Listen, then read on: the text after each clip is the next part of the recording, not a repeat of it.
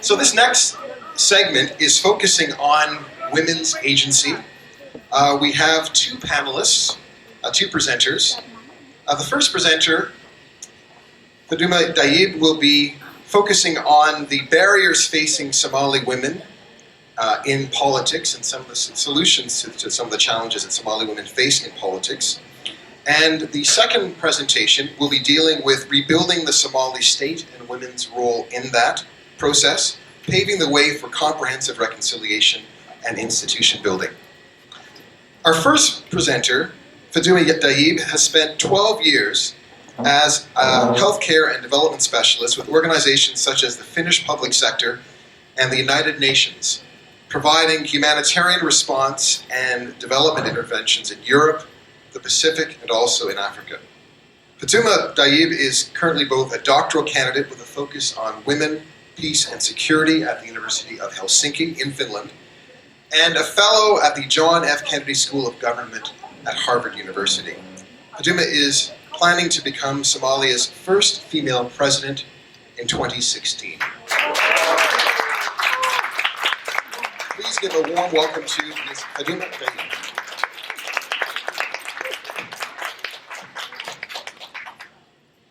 Know if you can hear me or not. You can? All right. Thank you very much for inviting me to this Momentum event. I'm actually very happy. This is the first time I'm visiting Ottawa, and I'm actually coming from Finland. And I've always heard of Canada and how brilliant the women in Ottawa are, and it's actually true. So thank you for having me here. I'm really excited. Well, as you have heard, my name is Fadouma Dayib. I've been told that my name seems to be older than I am, or it looks fatter than I am. And today I will be actually addressing the issue of barriers that women face in Somalia, in politics. And you might be wondering, why is she going to do this? We've heard so many times the barriers that women face. Whenever we have International Women's Day, we always talk about this, to the extent whereby if you close your eyes, you know what I'm going to tell you. So it's nothing new.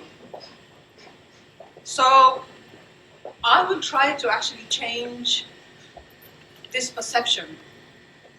And what I will do is, I will structure this presentation in 3 ways. Can you hear me? So I will start with really looking at recommendations instead of putting that to the last minute, because I won't have a lot of time. And then I will look at the structural barriers that we have, the institutional as well as the cultural aspects of it. So since today is International Women's Day, we should be really celebrating that, and not looking at the negative aspects of being a woman, or the challenges that we face, or the fact that we haven't really come far. I would really like to bring to your attention globally what is happening, so that before we delve into the challenges that we as women face, at least we have an idea of what is happening and how other women in other countries are doing. So, let me start off by saying that only 22% of all national parliamentarians were females this year, January. This is a slow increase actually from 11% in 1995. As of January this year, 10 women served as head of states and 14 served as head of actually government. And you might be positively surprised to know that actually Rwanda, a country which is very similar to our context, is doing very well globally. So Rwanda has the highest number of women parliamentarians worldwide. Women there have actually won 63% of the seats in the lower house. But that is not all. In Africa, also Senegal, Seychelles, and South Africa have more than 40% of parliamentary seats being held by women. Still, Even in Mozambique, Angola, Tanzania, and Uganda, over 30% of seats are occupied by women. Isn't that amazing? Particularly if you look at the contrast of the US, where women actually hold only 18% of the seats in the House and 20% in the Senate. So Africa seems to be doing much better than US. And now, the issue of the 30% quota. We always talk about 30%. It's not only applicable to Somalia, it's actually a global requirement that you have the 30% as a quota. And it's actually considered as a reliable representation of women or as a benchmark for women's participation in politics. Also, as of January this year, 41 single or lower houses were composed of more than 30% women, including 11 in Africa. You must be getting tired of the statistics, but I think it's important that we really highlight how far Africa has come, because I'm very proud. I'm a Pan-Africanist in addition to being a Pan-Somali.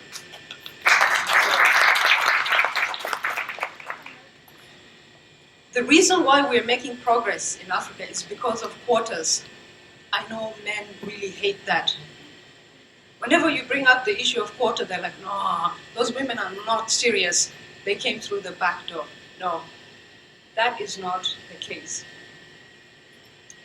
In 41 countries globally, 34 had actually applied some form of quotas, which is opens a space for women's political participation. In these countries, specifically 17 use legislative candidate quotas. This is something that we can learn from other countries. Actually, 6 use what is called reserved seats. I will explain that towards the end of the presentation. And a further 11 have adopted what is called voluntary quotas. So it's actually up to the country to decide whether they want reserved quotas or they want voluntary quotas. So, since our constitution seems to mention the issue of proportional representation, it's not clearly specified in there, but you get the gist. This is what they are alluding to.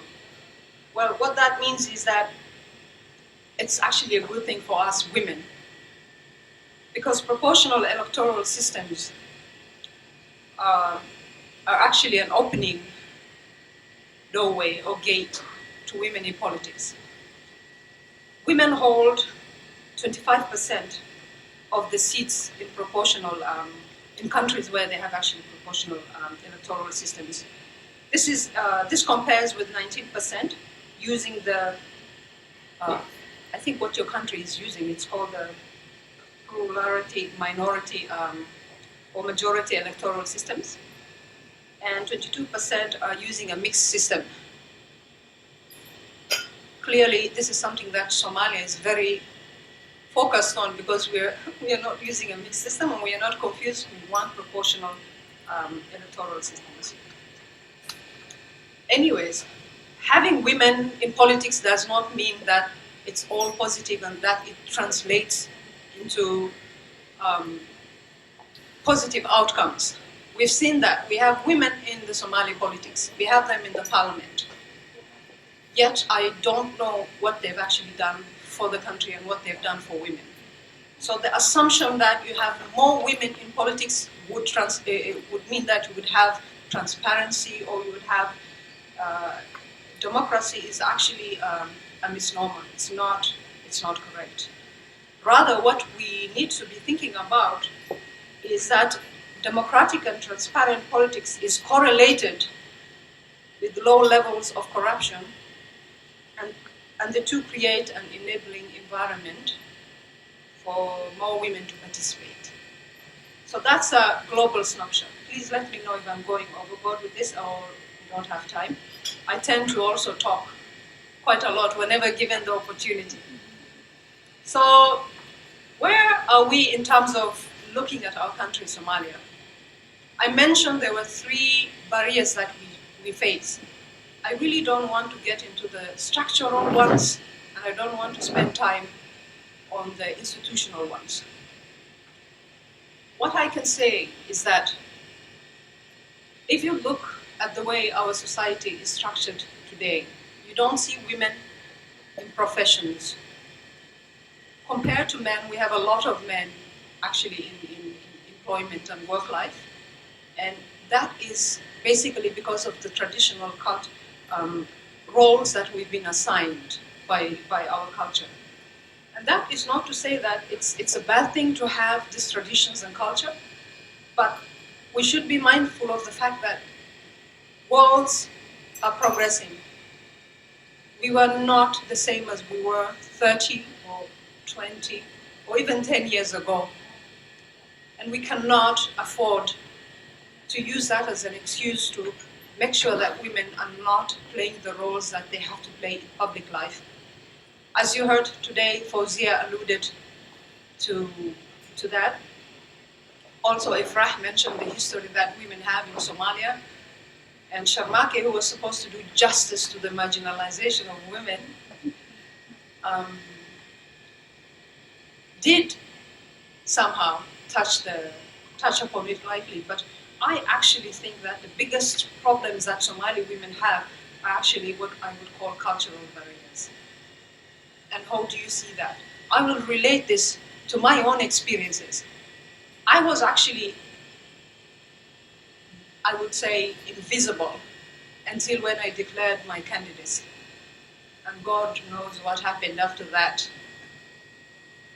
Because when you are going into politics, or you declare your intentions to go into politics, you become public property. And that actually keeps a lot of women away from coming forward and trying to take that role up. What do I mean by that? I am actually a mother of 4 children. My oldest son is 19. My second born is 16. My third born is 11. And my youngest is 8. And these are 3 girls and 1 boy. And I have been a wife for almost 24 years. But still, somehow, the moment when I declared my candidacy, that gave people the right to judge me based not on my capabilities or abilities, but based on the way I look.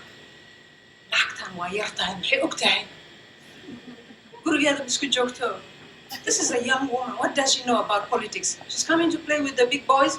She should mind her own business and be at home. Wow.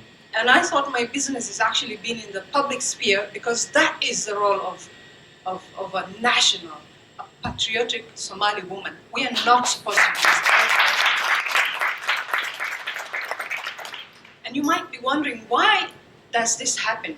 Well, it's because if you look at the current political culture or context that we have in Somalia, I should not abuse the word political context because I don't know what is happening in Somalia. It certainly is not political. But anyway, let's use that for now. And we have this set, fixed ideas that we have about women in decision making. Somehow, the idea that if you're going to go into politics, you're supposed to be huge, you're supposed to be fat. I don't know, your voice is supposed to be, people keep on telling me that, Warada, you look like your head is small, your body is small. How are you going to, do this, how are you going to take on this challenge? And I'm like, what has my body got to do with it? The smaller they are, the tougher they can be. Don't be misled.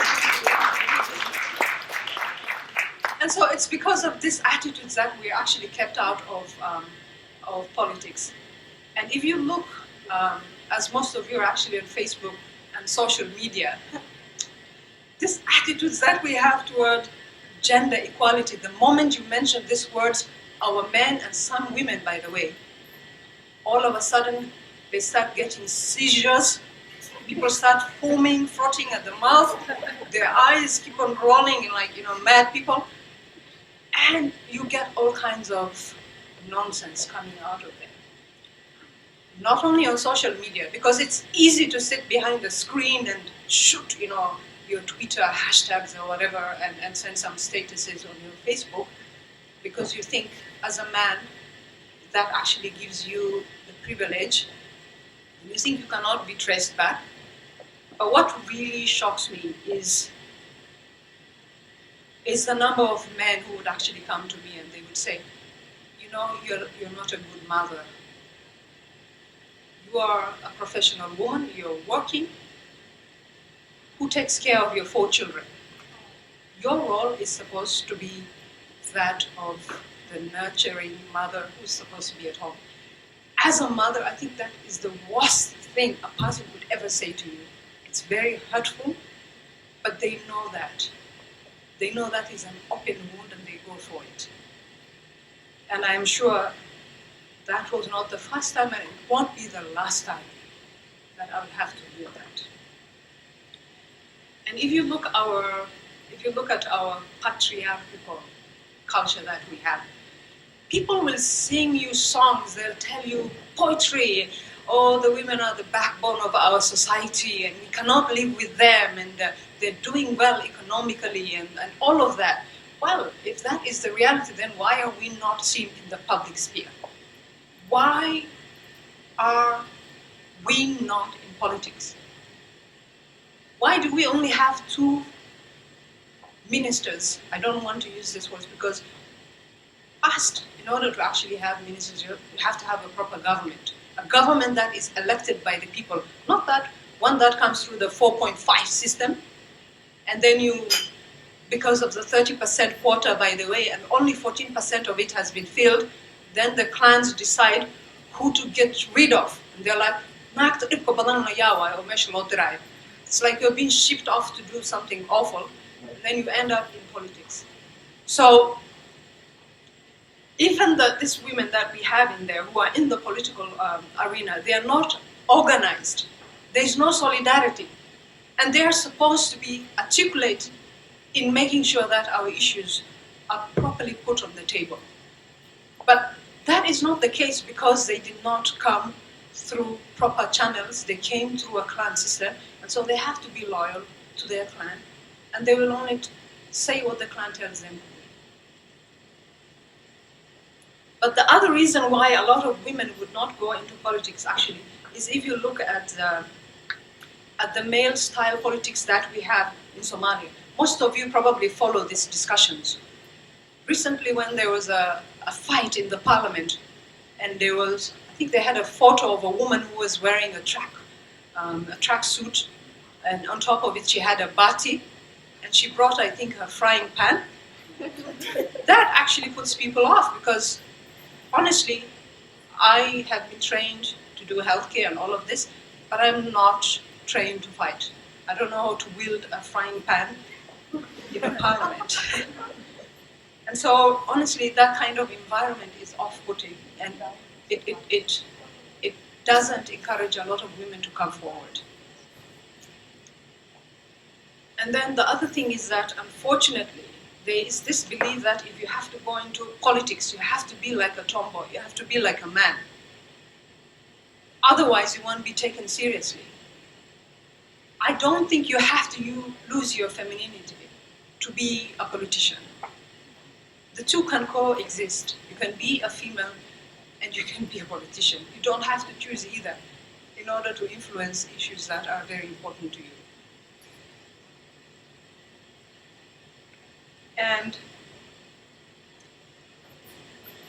I want to say, and I know you won't like this, and I will have to be very careful. I'm not a diplomat. But certain things have to be said, because when you say these things, then at least you're testifying, and it's no longer in your head. This thing of seeing women, essentializing them only to be weak, only as wives who should stay at home, who should take care of children, and seeing them as sex objects is actually not going to do this country of ours any favors. Here, I know when I say this, a lot of the so-called, I don't even know what words to use, but these people that use religion nowadays to actually drive their point across very aggressively to tell you that you're an infidel because you don't agree with the way they do things, or their interpretation of Islam is only going to really cause a lot of problems for us. In countries where they've had conflict and where they're transitioning from conflict, this is actually a great opportunity because things are no longer the way they used to be. Look at Rwanda, look at Congo. Because the dynamics change. Women no longer are staying at home, they actually become the breadwinners. How many of you here are actually the ones who put the bread on the table? And the same could be said of Somalia. If you look at the amount, the number of women that we have actually who are business women, entrepreneurs, who are in academia, who are also in the civil society organizations, they're all in all spheres of our society. But somehow, because of the conflict that our country has had, the Somali man feels very threatened every time a capable woman comes forward. It's almost like she's going to take something away from them. What my brothers need to realize is that that is not what we want to do. We complement each other. We cannot exist without each other. But times have changed. If you have provided leadership for all these years and you've failed miserably, because look at that country, then it's time for you to step aside, irregardless of what role you think this culture has given you, the privilege that you were born into, because that privilege is destroying our country, it's destroying our families in the diaspora. We have the highest divorce rates. And that also is a barrier to women going into politics, because who's going to take care of these kids if you go into the public arena? Let me touch briefly upon the opportunities, because I don't want to just focus on the challenges.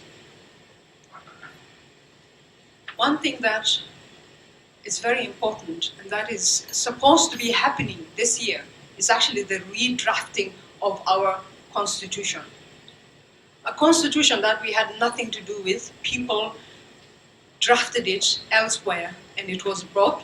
And some of the things in that constitution we don't even know, we are confused about it. We're talking about federalism. Someone understands it to mean that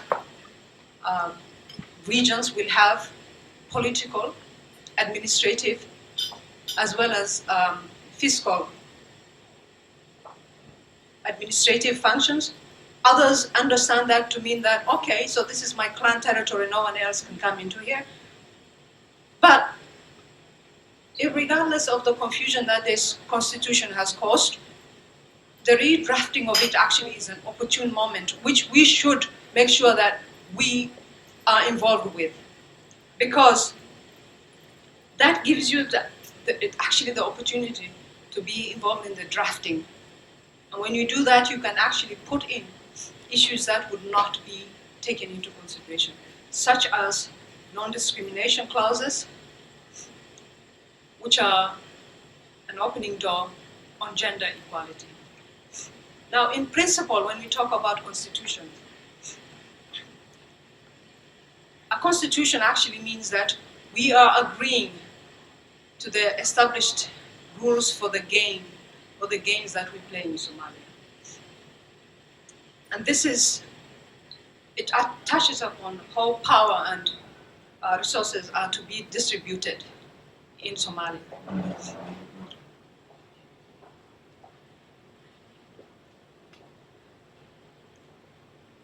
This is very important because if we want to do really influence the issues that women face, then we have to think about gender responsive budgeting, and that also is something that you can include in the constitution or the redrafting of it.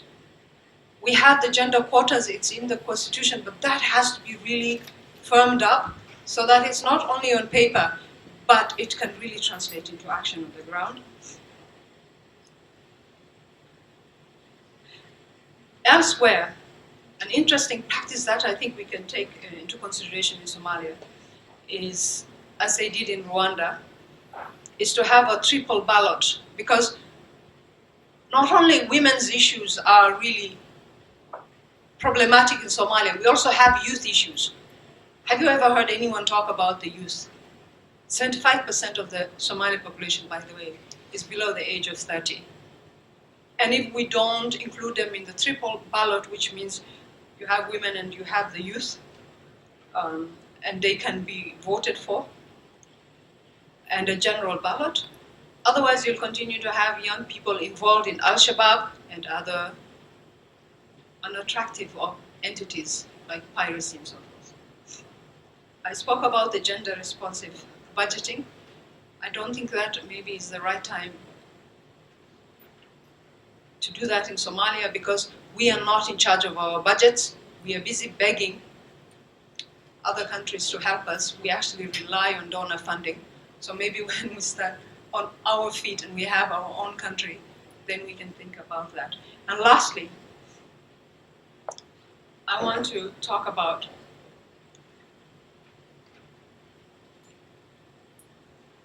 the issue of deciding the kind of electoral system or government that we want. Do we want a government that is inclusive? If you look at proportionality, then that not only benefits women, it actually benefits minority clans. And there are a lot of them. The 0.5s, the subhumans as we like to call them, would also benefit from that. And the youth would benefit from that. I think this is really something that we need to look into, because that is also an opportunity to include gender equality. As it stands at the moment, it's not very clear whether we want to go for federalism, unitary decentralization systems. And so I can't really give you concrete recommendations on what I think would need to be done. But one thing is for sure.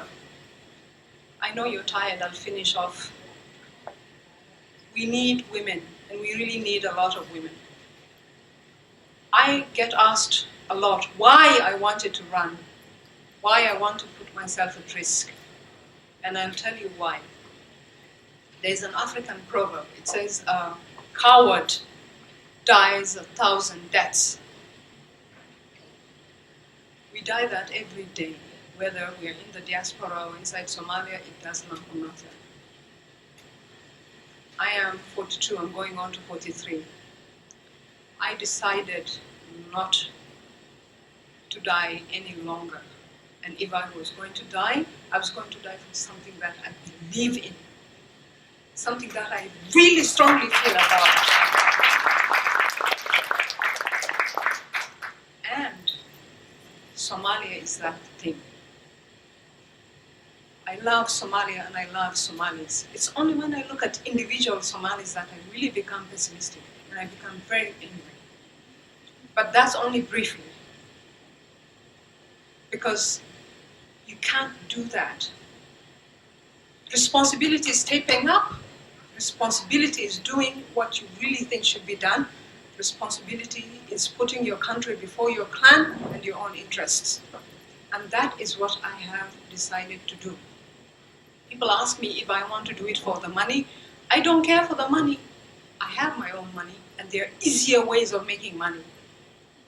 I don't care to be in Villa Somalia. When you die, you're not going to die in Villa Somalia, you'll be in a grave. That's not what I want. If there's a way of doing what I think we should do for Somalia, and not be in politics, not be a president, then help me find that way.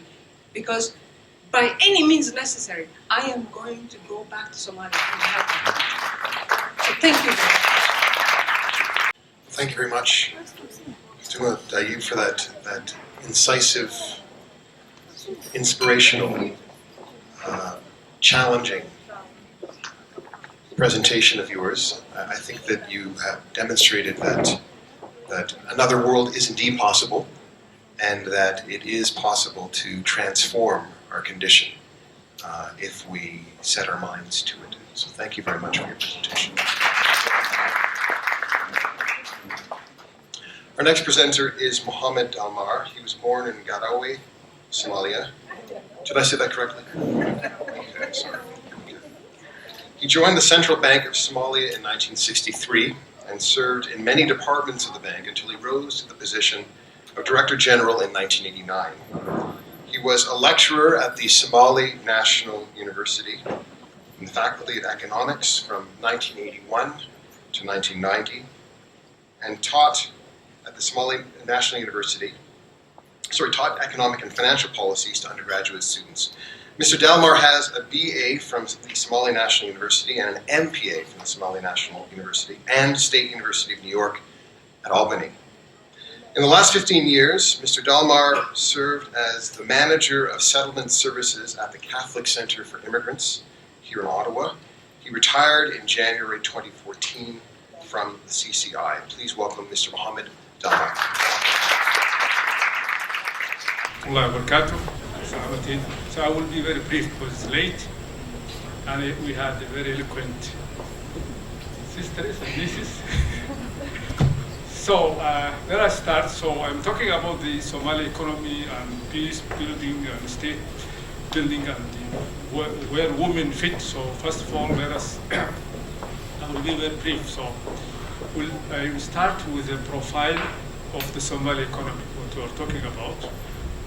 And I will be very brief. So it's important to consider that the per capita income of Somalia is 600, compared to 1,300 per capita for sub-Saharan Africa. I think the per capita income of Canada is 50,000, 52,000. So you can understand the whole country. The other two things to note is that still Somalia is a nomadic country. 40% of the GDP is the livestock account for 40% and 80% of exports. And also Somalia receives 1.2 billion from the diaspora community, which accounts for 35% of the GDP. So Somalia depends on two things. Livestock. When the price of oil goes up and down, or there is no enough demand for manufacturing, the Canadian economy goes down, is a recession. In Somalia, is the rain. Is this, if you don't have rain in a season or 2 seasons, it's a drought, it's a famine, not recession. So still, Somali economy depends on livestock and on remittances. So 34%, 35% of the economy depends or is provided by remittances, the money that's coming from Somalis in the diaspora. And by the way, that the remittances are under threat nowadays because of the American government says that we are not sure that if this money is going to Al-Shabaab or not. So if the remittances dry up, it also will cause another famine in Somalia. So it's very important. So we have, and to put it in perspective, the community, Somalis community around the world, they send around 1.5 billion.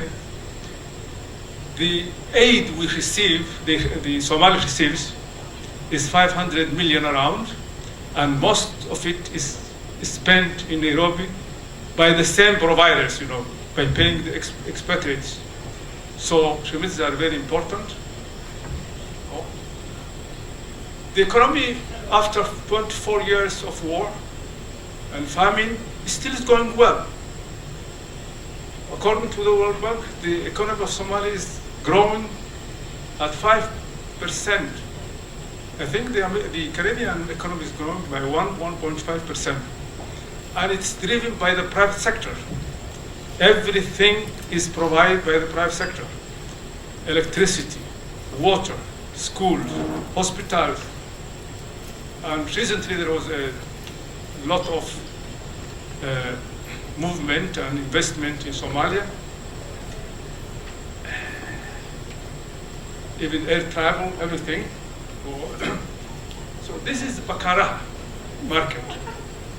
Bakara market is the Wall Street of Somalia, the Chicago Stock Exchange, a flea market, the farmers market. This picture, can you tell, are there more women or men? Huh? More women. So that's, look this picture, there are more women than men. So this is one section of the Bakara market. This is another section of Bakara market, the new malls. Yeah, so this, there are all hotels, malls. So that's the growth driven by the private sector in Somalia. And later we'll see that the economy is driven by private sector. And we'll see later on the role of the women or the position. So we're talking about institution building, the government. There is a pattern. So we had 14 conferences which failed, did not produce anything. At the end, in 2000, elders and groups, elders, everybody met in Arta, Djibouti. And this is where they had the 4.5. So Somalia was divided into 4 major clans, plus half clan, which represents also the minorities. And they appointed 245 members of parliament, which elected a president who nominated a prime minister, and then there was a government. A lot of people were against that government. Another meeting, the same thing. Another meeting, the same thing.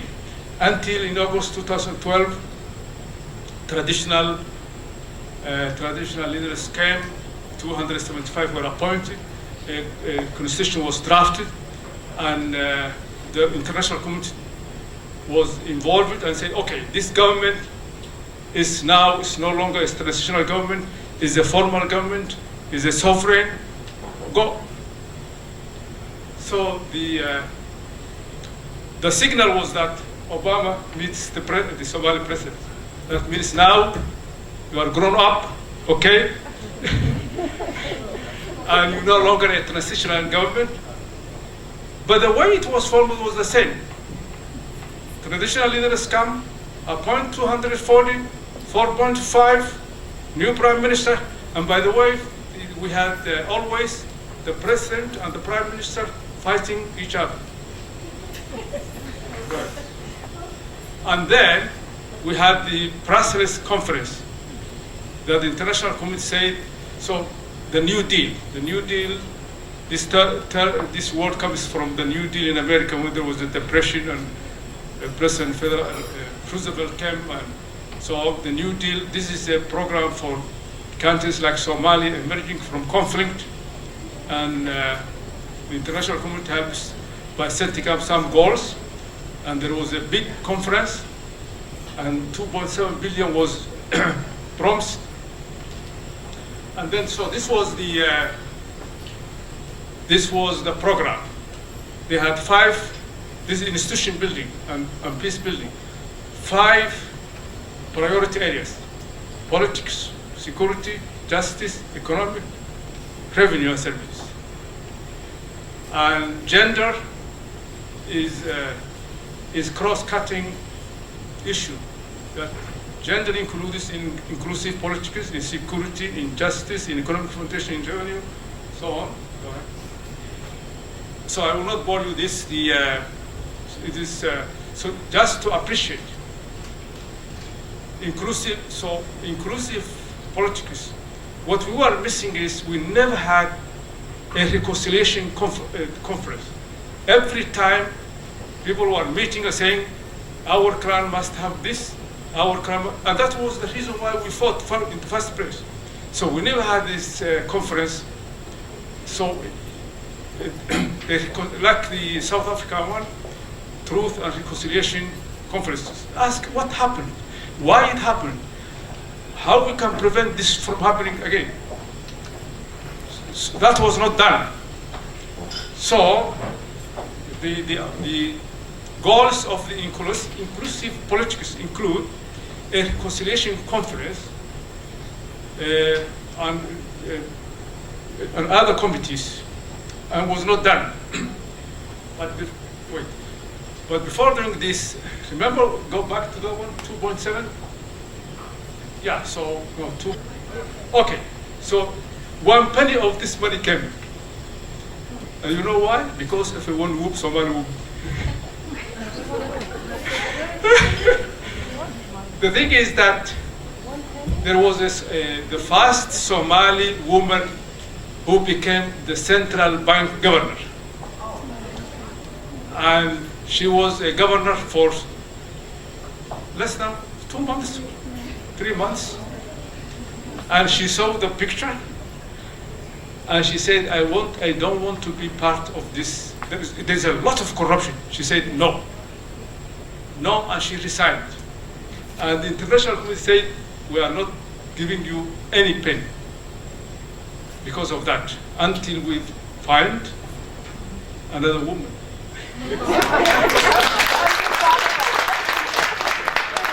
So the money is not coming because of Abrar. Her name is Abrar, Yusur Abrar, and she gave a lesson to men. You know, when she said, I don't want to be part of this corruption, and she resigned, said no.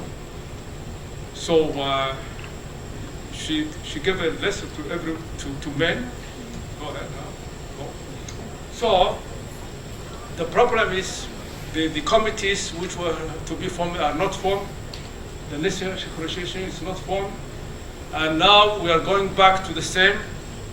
In 2016, we were supposed to have an election, the approval of the constitution, a referendum, things we cannot do, I will not do, but I don't know what will happen. Will this government, which became formal, go back to transitional? I don't know. But anyhow, the other security, the goal of the security was to form the Somali police and the Somali forces, to integrate the militia, which is clan-based, to the government forces. And one of the biggest problems is, and we will see, the government has no revenue. They are not. The federal government depends on what they get from the Mogadishu port, and this is used to pay the higher echelons of the government. So this is the problem. Go ahead. The next is justice. So the justice to set up the courts. Where you can find in Somalia now judges to recruit judges, to train them, to get a prosecutor general, to revise the laws. So this is to be done. And economic foundation is to invest mostly in infrastructure, and the biggest problem is to create jobs for the youth and for women, two very important sectors, and still this is also coming. And revenue, we talked about that the government has no revenue. So now we are going to women's role in the economy. So I will be very brief. So we have seen that the Somali economy is driven by private sector, and as we have seen the picture, the biggest sector in the economy is the livestock and small businesses. And in both sectors, women do the hard work. In the urban areas, the women who do sewing, running tea shop, selling cat, they produce garments, selling milk, selling meat, all this. And in the rural area, they have the planting, they go after the herd, the marketing of agriculture, everything. So the hard work in the economy is done by women. So this is the problem. This is what the Somali women do.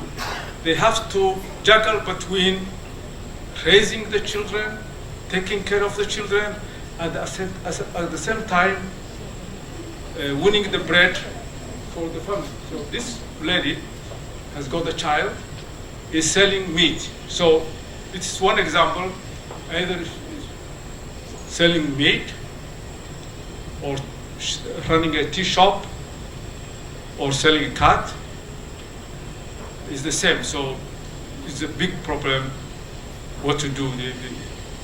Go ahead. The changing role of the women in Somalia. Okay, so all the statistics, you have to take it with a grain of salt, they say. So the big change in Somalia now is that 70% of the Somali households is run by only woman, one woman. So this is a big change that in the 70% of the households, the breadwinner is a woman. The man either is there, not working, or died or killed or so on, or immigrated, whatever. But this is the reality today in Somalia so this is a new phenomenon that the man is no longer the breadwinner in Somalia. Men are the breadwinner. I remember an incident in Toronto. I was interpreting for social service, and there was a family breakdown, and the man was sponsored by his wife, but the sponsorship was still effective. So he applied for welfare. And the social work said, you have to seek financial support from your wife. What is that? You have to go to your wife and ask money. No! Never. He didn't go, he refused. So now you can appreciate the change. That 70% of households are run by women, and the men, most of them, they are there, going to the tea shop for the kudirir, whatever. But women are running. So this situation has got its advantage and disadvantage. So the disadvantage is that we have seen that the private sector is the driving force in Somali economy, and we say and most of this sector is dominated by small scale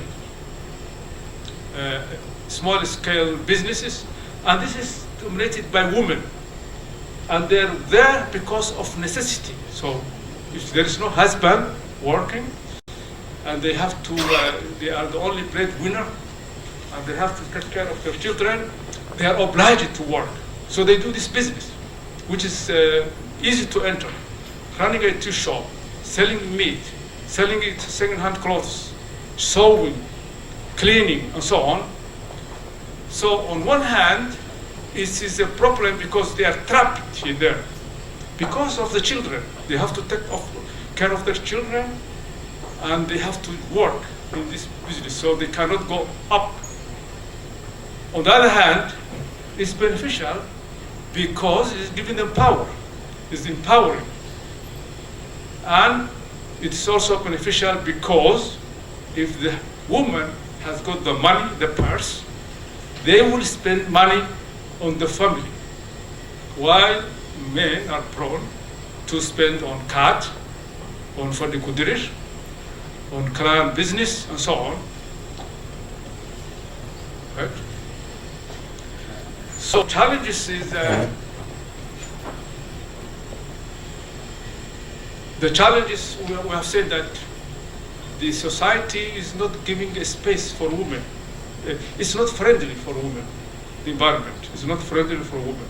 Although things are changing, although we have seen the women dominate this small sector, there are very few women who are well educated, who are risk takers, who are both from Somalia, from outside, and who is investing in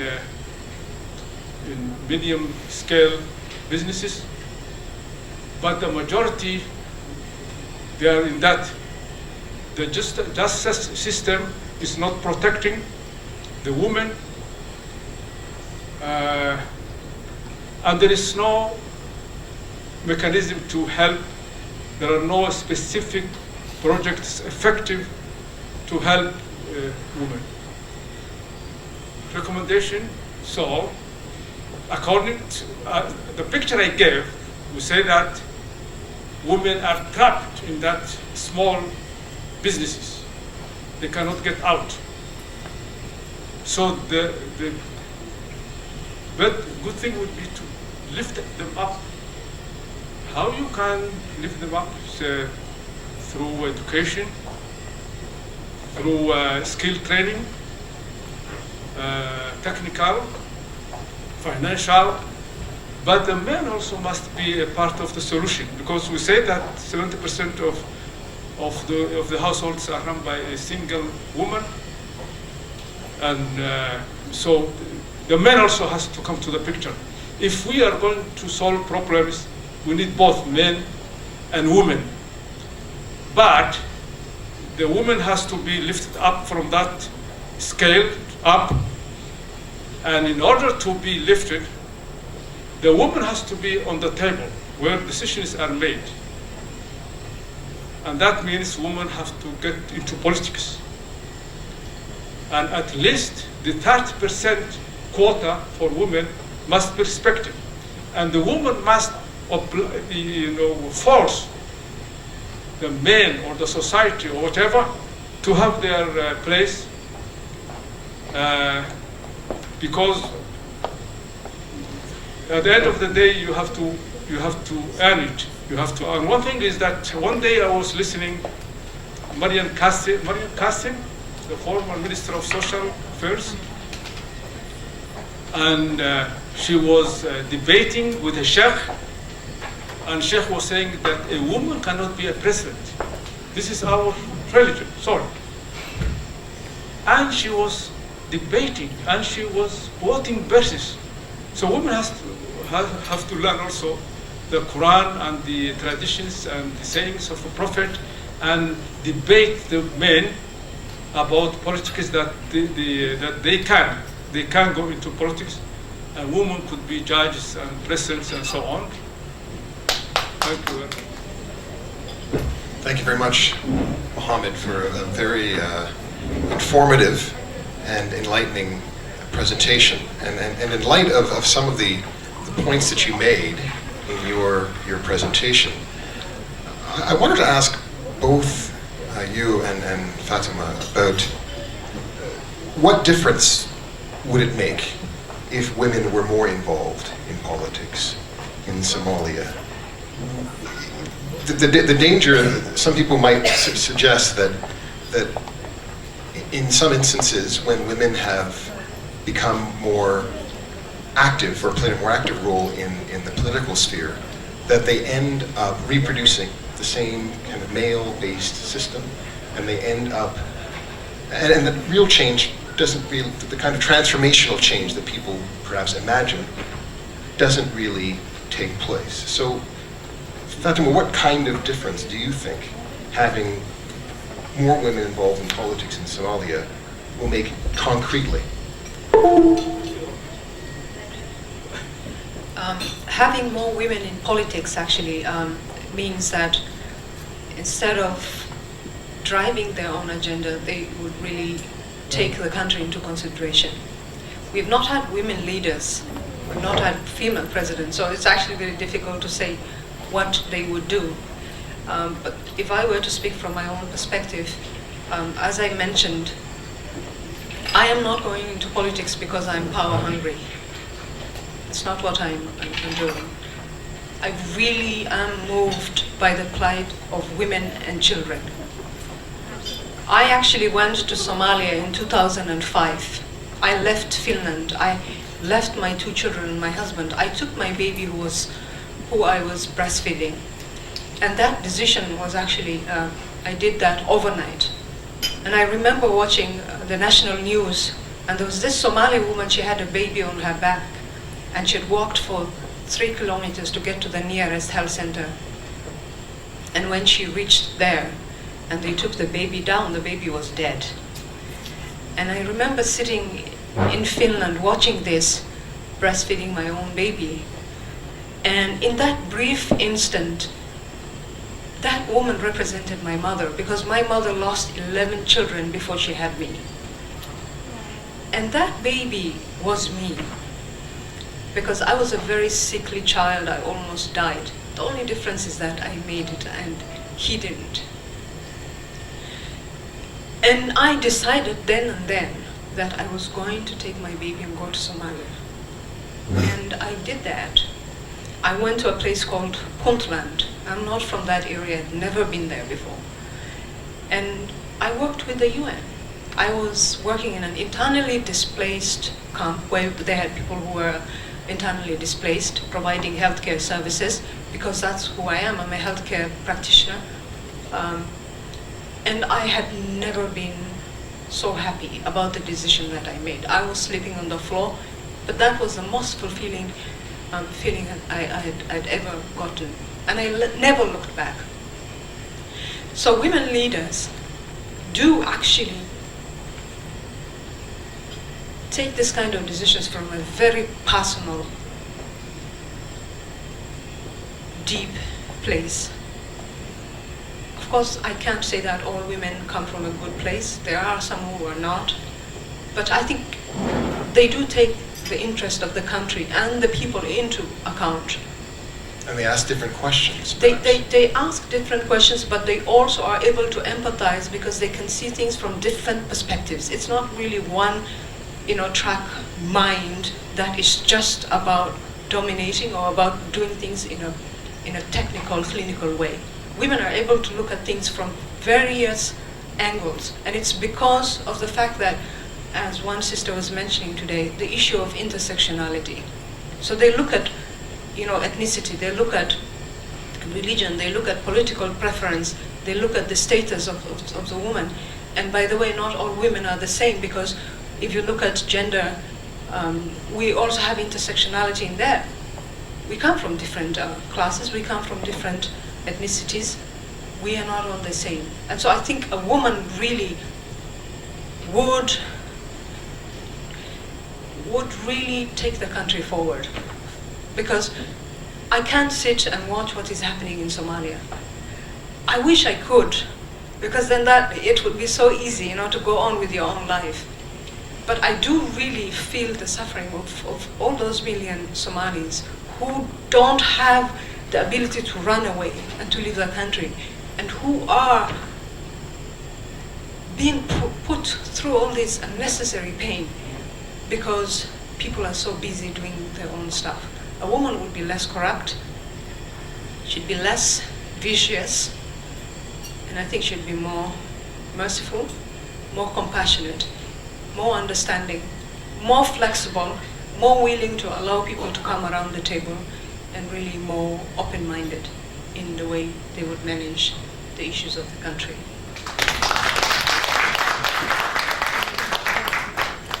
The women, even in Canada, everywhere, if women are involved in decision making, the outcome is different, because, as I said, in the Somali context, that now families are run by women. I say that they spend money on education. So if women are in a position of authority, and in the Council of Ministers, they will decide, or they will support social services, for example. They are more practical, more realistic. See, for example, in Somalia we have this problem of the Prime Minister and the President always fighting because of macho, I'm this and that. A woman will be different, say that let us consider the country, not ourselves. So because women, and the women take care of their children, their youth, they will not send their youth to a very bad place or to war, or they will have a different perspective than men. Although we do have examples of people like Margaret Thatcher, we have examples of people like Benazir Bhutto, and we have examples of people like Indira Gandhi, who some people will... But we have also women who are like Margaret Thatcher, who are more tough than men. But this is one or two. But I'm talking about when you give space to women. A lot of women are among in the political arena in Somalia. There will be a different. We will have the different concept, different way of thinking. So the one way I see, maybe wrong, is that women will not be prone like men to fight, and will see the best interest of the country. But of course you will have. I have seen someone, for example, in the committee vetting the committee. We said in Somalia that 30% must be for women, and there was a committee vetting saying to every clan, you have to complete the 30%. Now someone said, I was amazed that a woman came to me and said, forget this 30%, this woman, a woman. So a lot of women also do not believe in equality and so on. But certainly everywhere, especially in Somalia, if you have got more women in the cabinet, you will have a different result, which looks into the social services, what we need, whereas men will spend money on what they call security or army or show big.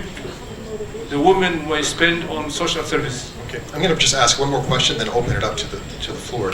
What do you see then as being the role of Somali women in the diaspora in changing the political dynamic in Somalia? And then what do you see as being the role of women in diaspora in perhaps affecting the economy of Somalia as well? You mentioned in your presentation, Mohammed, I think $1.5 billion in remittances are sent to Somalia every single year. So perhaps you could address that question in terms of the role of the women in the diaspora. So as I said, that the overwhelming majority of women are involved in the small scale micro business, but there is a very small sector. There are women also, especially from diaspora, who are say 1 or 2 or 3%, but they are engaged in the medium scale business. So I think still what the diaspora women can do is, and they're doing now, but in a very small scale, is to form networks and go to business in Somalia and help each other. And as I said, maybe form cooperatives and engage the other women who are at the lowest level, who are not educated, who need technical skills, managerial skills. So certainly the diaspora women need to invest, educate the women in Somalia. Thank you. If I could add on to what the Somali women or women in the diaspora could actually do in terms of politics is to really say that, you know, the Finns have a saying. In Finnish, it's oma maa mustika, muu maa mansika. So that means your country is like a blueberry and other countries are like strawberries. Home is the best place. We in the diaspora, and I speak as someone who's lived in Finland for more than 25 years, I spent all these years running away from home. Instead of running back home. So I just started recently. And we have to run back. And we have to do it in a way so that we can actually instigate social change. Somali women are very resourceful. We need to have a unified stance on issues. Imagine the power we could have if we all came together, irregardless of our clans, and really, really came together because we cared for Somalia. Can you imagine how positive that would be? Came together in what sense? Came together in the sense that we would have a social movement, something like Somalia Rising, where you actually not only financially fundraise so that you can have programs on education, you can build hospitals, you can make sure that kids have healthcare services, mothers have access to maternal health care, but also really making that sacrifice of going back to Somalia, going into politics. I know most of us are scared. We don't want to think about that because we see the insecurity in Somalia. And we want to leave. But you could actually be alive and dead at the same time, because a certain life, I think, is worse than death. So I think we need to choose. We need to choose. Do we want to rebuild, reconstruct our country, or do we want to stay in other countries, always complaining about what is going wrong in Somalia and not do anything? Because each and every one of us who is sitting here is responsible for the mess in Somalia. Don't think that you're not involved, because even being complacent and silence means you're part of it. Either stand for it or you fall for it, but you are implicated in it. So really, I think we need to take our roles very seriously in the diaspora. We have to go back. We have to train our sisters so that they can do well in politics. We have to help them, to give them financial means so that they can campaign. We have to train them so that they can fight these men who have been speaking all these years and who know only one type, one way of speaking. So we need to have solidarity, irregardless of, how we interpret religion. Because what I see is that really amongst ourselves, we are our biggest enemies. I don't have to fear a Somali man, but I have to fear all the time a Somali woman. And that shouldn't be the case. So I think we really do have the ability to change that country.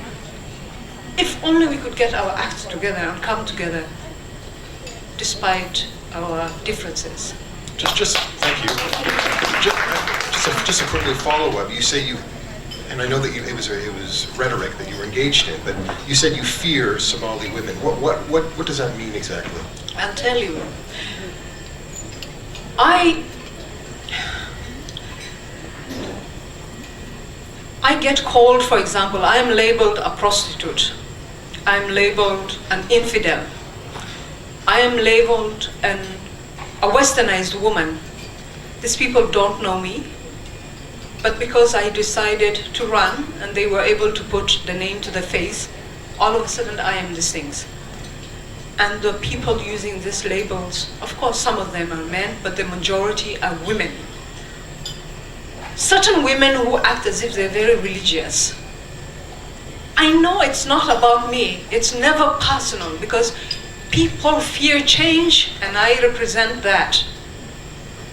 So I know it's not about me. They project all these insecurities onto me. The men, for example, would think that I'm trying to get their wives out there. I'm trying to change their mothers, their, lovers or whatever. So people are projecting this kind of things onto me. And even women, for example, don't listen to what I am actually talking about and what I represent. Just recently on Facebook, I had a young woman, she is the age of my daughter, telling me how un-Islamic I was because I'm running for office. And she says it's against the religion. And in that Facebook status, she says that you have to accept the fact that in religion, our religion says that we are less than the man, and mentally we are incapable. Now, how do you deal with that? I can deal with a man, I can deal with all this other nonsense, but how do you deal with your own sister who comes and says this? So that's what I'm talking about. Because Somali women know where your buttons are and they know how to push that. A man might not know it. And yet you don't want to go after a Somali sister publicly fighting her. So I constantly have to fear them in that sense. Because without their support, I can't do anything as well. So, yes. My question is to Fatima Dayib, the lady who is the aspirant to become the future president of Somalia. First, a piece of advice. We say in the West, if you can't handle the heat, don't go to the kitchen. So that's one. Number two, welcome to Ottawa. We sent many diaspora members, our community. The current Prime Minister, Omar Abdirashid Ali Sharmarke, the previous Prime Minister, Abdullah Sheikh Hamad, they're all from this city and many others. The boys, when they go back to Somalia, they're known as the diaspora. That is a word that is loosely translated to men with very little integrity.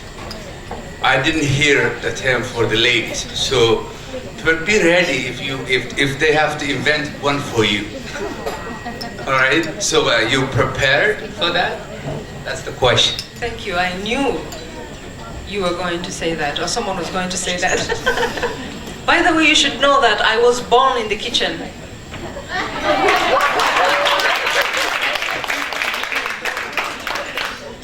What I don't do is gutter politics. If you are going to keep it clean, you will be surprised. But before I actually declared my candidacy, I thought about that because I'm a very private person. By the way, I'm an introvert. I'm a very shy person. And I thought about it and about the possibility of losing my privacy because I really cherish that. But most of all, I thought about my children because I love them very, very much. And I don't want anything to happen to them. I have siblings whom I love. I have a husband who I care for. And I don't want anything to ever happen to them. If people decide to go after me and they become very personal and vicious, listen, I've had to deal with that all of my life. I'm a Somali woman. There's no way I could be turning 43 and not have had that. So I'm used to that. What I don't condone, and I'm actually very fearful of, is when they go after my children. I don't know what I would do. That's something I always reflect about. So if they invent a name, I've always been called names. And Africans have a proverb for that. They say this, a loved child has many names. So in fact, if they have all this energy to call me names, it means they actually love me and they care about me, right? Otherwise, they wouldn't invest all of that energy. So as long as I know I'm now, I shouldn't be saying this because I am exposing my vulnerable spot by saying that they shouldn't go after my children. That's what they'll do. But I hope they never do that because if they do, they will regret it.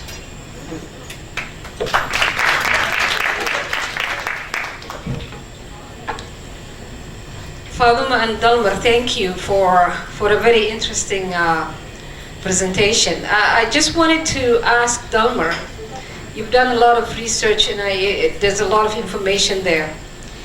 And maybe Fatima also can reflect on this. There seems to be a bit of a context missing for me. When it comes to the economics part, and you've talked about the remittances, I think the experience with which the international community is bypassing facilitating serious reconciliation. This whole agenda on war on terror masking everything else that Somalia needs in terms of support from the international community.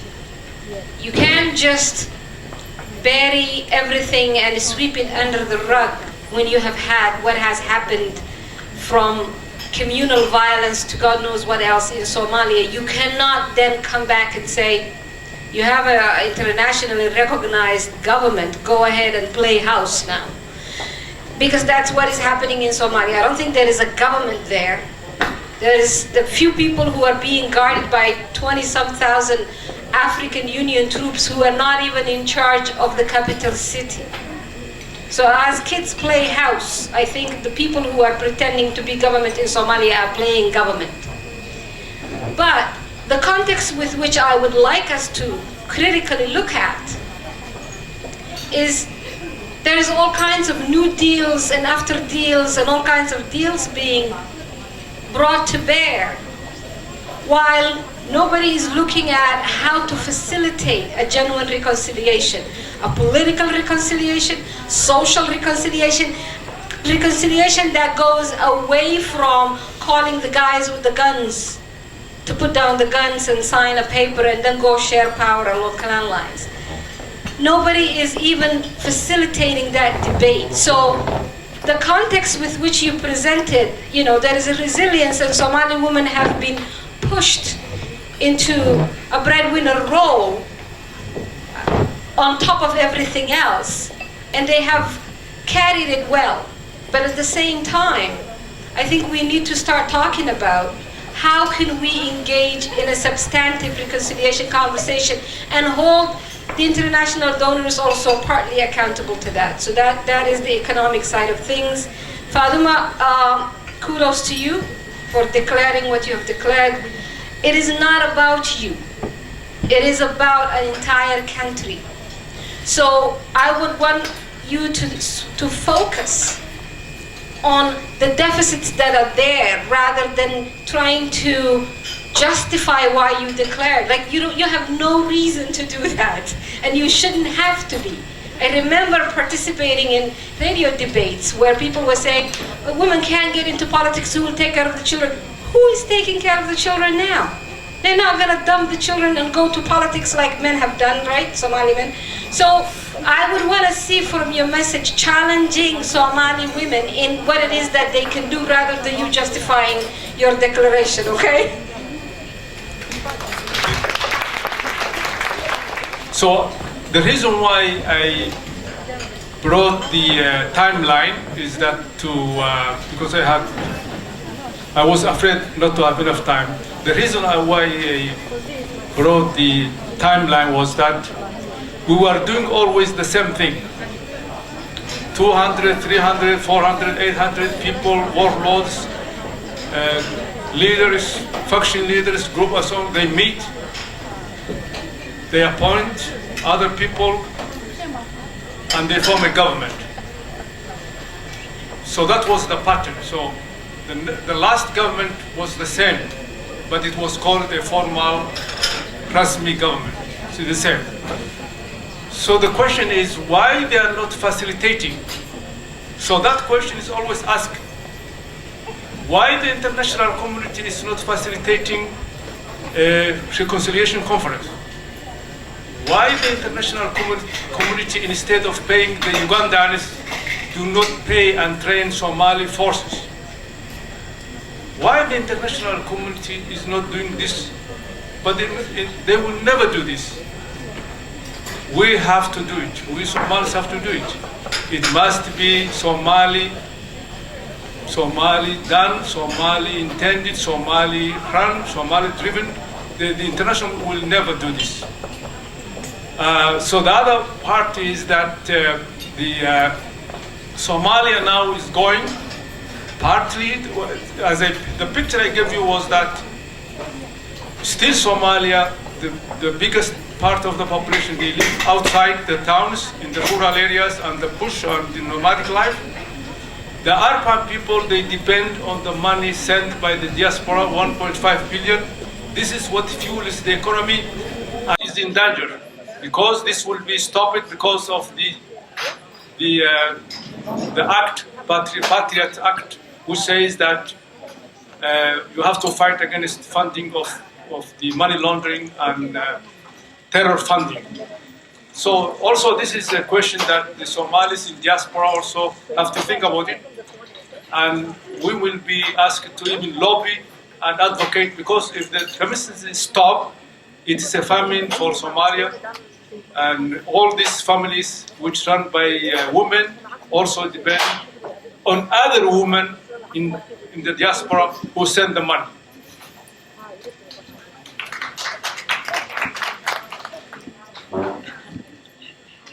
Thank you very much, Fawzia. I really appreciate that. It's a lesson learned. Next time you see me, maybe I will not be apologetic. But I felt it's actually very important to share as to why, what motivates me to actually go into politics. And I want to do that because that is a way of demystifying leadership. Somehow we associate with these high-level offices with a certain image. And I want to actually demolish that. And to say that, listen, you don't have to be a politician, you don't have to be a man, you don't have to be over the age of 50, you don't have to have 4 wives to be able to go into politics. So I'm at the same time also really trying to encourage other women to consider going into politics, because if I can do that, surely so can you, and so can you, and so can everyone else. And I realize actually it is a challenge that we tend to justify why we are going into politics, because whenever a woman says she wants to do this, the first thing we say is, well, is she experienced? What has she done for this country? Those are not the questions that we ask of men in politics. Imagine if we started asking those questions, do you think these men would be in politics? I don't think so.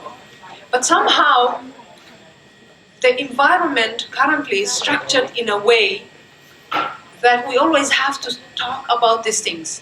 So when it's a woman, we talk about her capabilities, we question her morality, we question her understanding, and so forth. And when it's a man, we talk about their clan, their clan inclinations, we talk about corruption, and we talk about other things.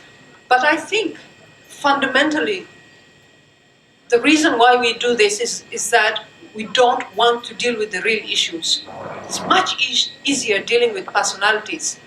And that's why we haven't been able to actually go far to change the situation in Somalia, because we're so busy sitting in cafes fighting over issues that we have no control over. We do it on social media as well. It's a tactic to really get us engaged in other things so that we don't do the real work. So next year, or maybe in a few months' time, the narrative I will be giving out will be completely different from this one. Mind you, this is the first time I'm actually sitting in a public forum, talking, engaging with my people about this. And I thank you for giving me that opportunity. Assalamu alaikum should be a focus. Things like truthfulness and honesty and uprightness and fairness, and no single gender holds a monopoly on those qualities. Well, if you remember the recommendation, I said that men should be also part of the solution. But here, whether it's women or in USA black, or people who are in a minority situation, and people who have been in the past wrong, they need what you call, they need help, So that's why we're not traumatizing women. We're saying that at least in the parliament, it was decided through the constitution to allocate 30% of the members of the parliament to women. And we know that there are more women in Somalia than men. We don't have statistics. So some people say 60% are women. and they need only 30%, and say, no, we cannot give you 30%. And we say, well, you are greedy. You are asking for 30%. So it is affirmative action to help women come up and to end marginalization. But I agree with you that we need also men, and our society has been built on men, and so suddenly if you miss the men, the society may not work. So what we are saying is that end marginalization, lift up the women, give them a role, give them a space, make the environment friendly to women, and you get benefit from it. Thank you.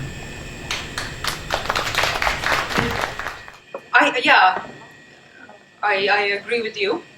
But I would also caution this issue of choosing somebody based on godliness. What is that? How do you define that? If you see the politics of the people that we have in politics in Somalia, they do use religious symbols.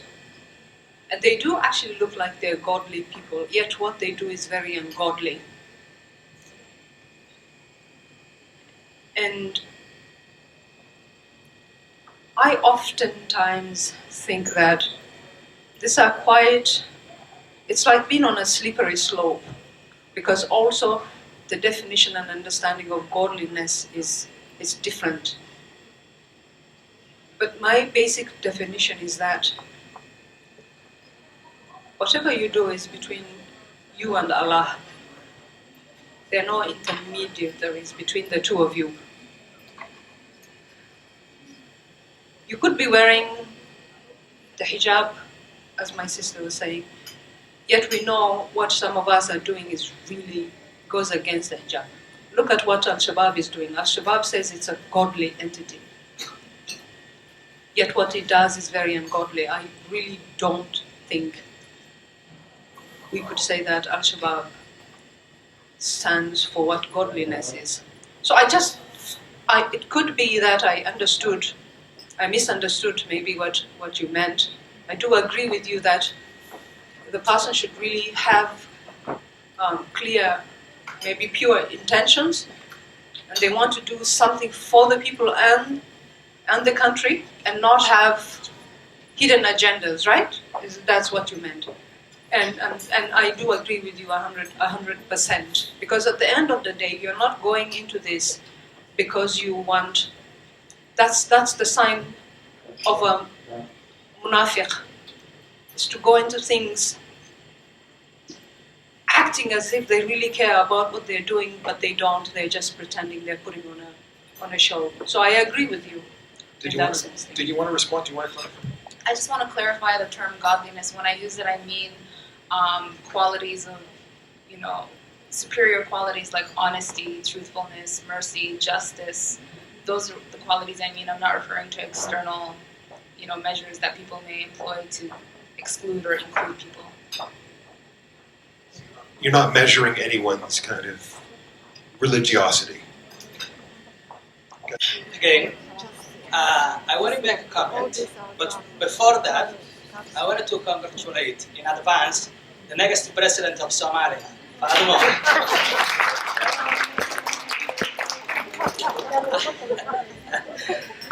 I'm saying that because according to the psychologists, and that's my area of study too, they say success is by trying.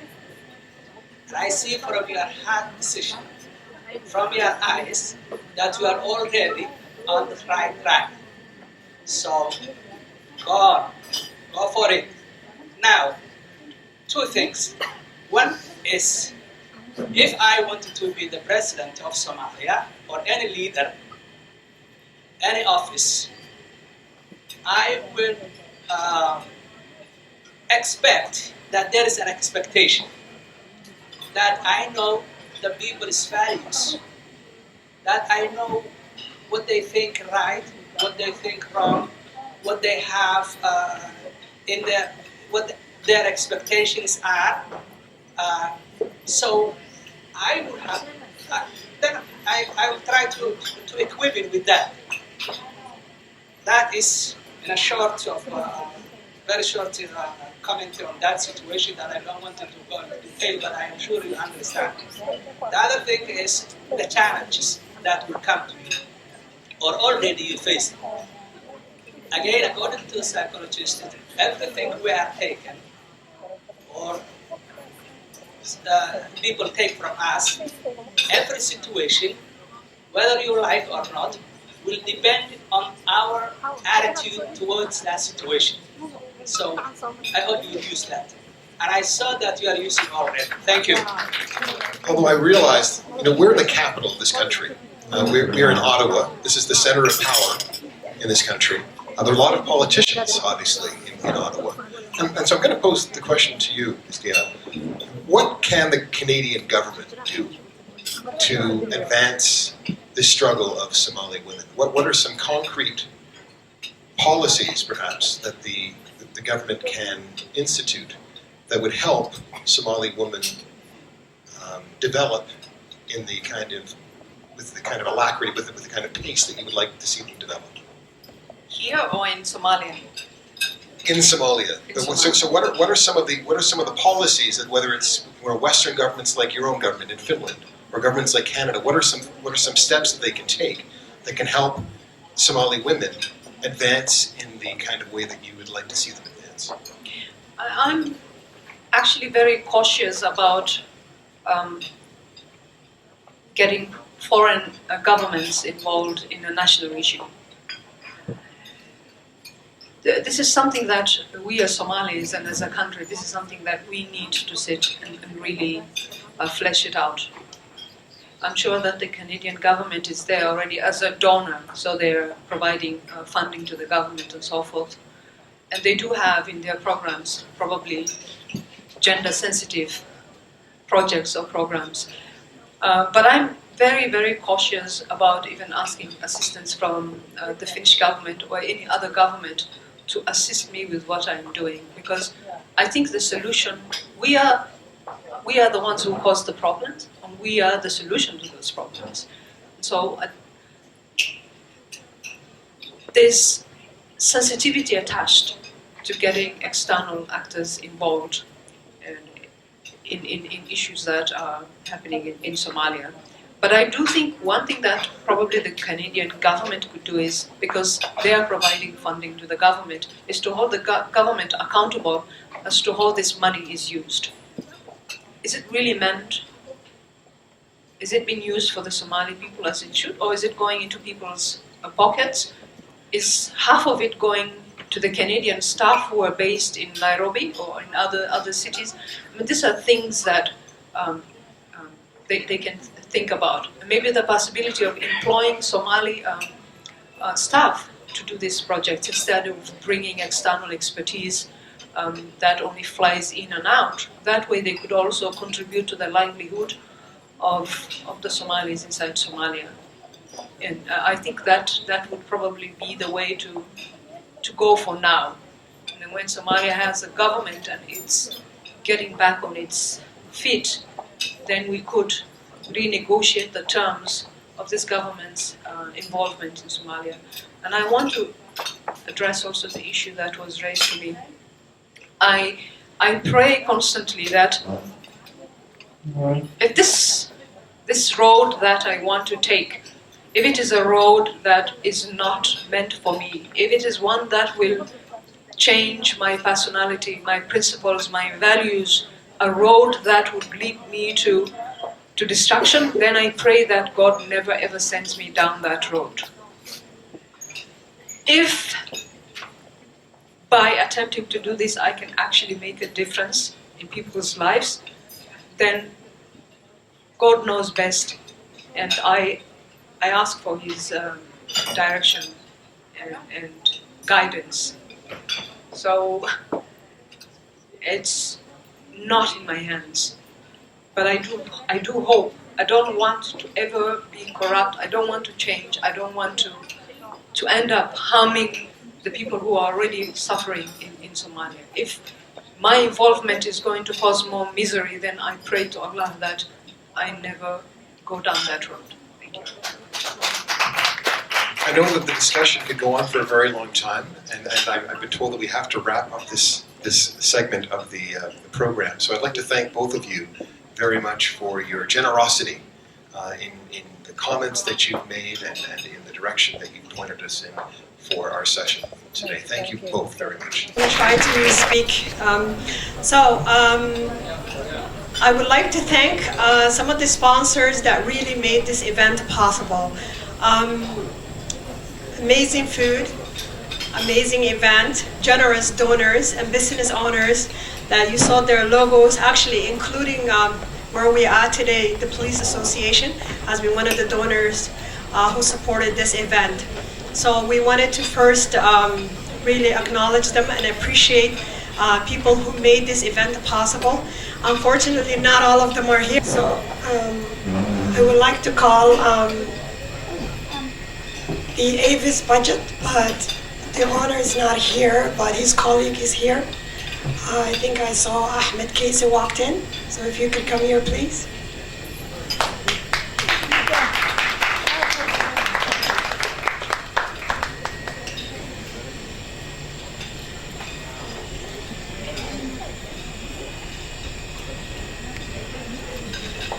I would like to call North Star Awad Wali Farah.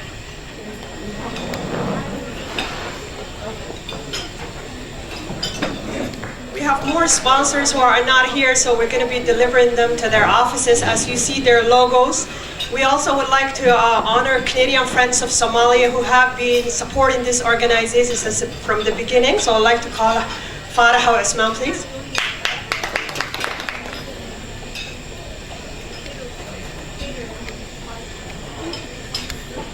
Our last but not least is our host, Adrian Howard.